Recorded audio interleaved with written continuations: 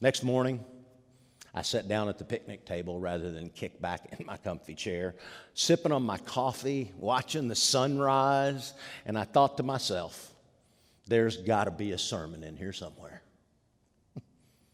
Was I just lucky, or did God protect me?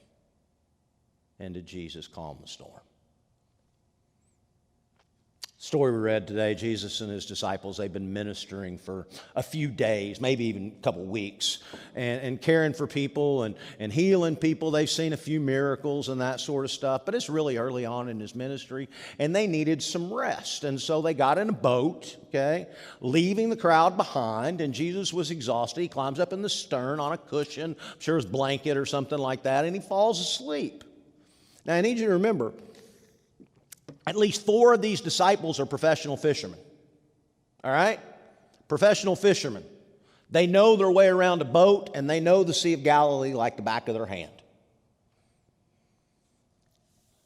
Seemingly out of nowhere, calm changes to a squall, a storm, and wind is ripping across the water. Lightning and thunder are crashing all around them. Rain is pounding down on them. Waves are crashing over the hull of the ship. They are absolutely terrified. Are we going to survive this storm? And Jesus, exhausted, he's sleeping like a baby in the stern. And they rush to him and they teacher, how can you sleep in this mess? Save us, don't you care if we drown? And Jesus got up and he rebuked the wind. He said to the waves, quiet, be still. And it became calm. The disciples looked at him and they looked at themselves, and I'm sure their mouths were agape, and someone stuck their foot in their mouth and they had to say, who the heck are you? And he said, why were you so afraid? You still have no faith.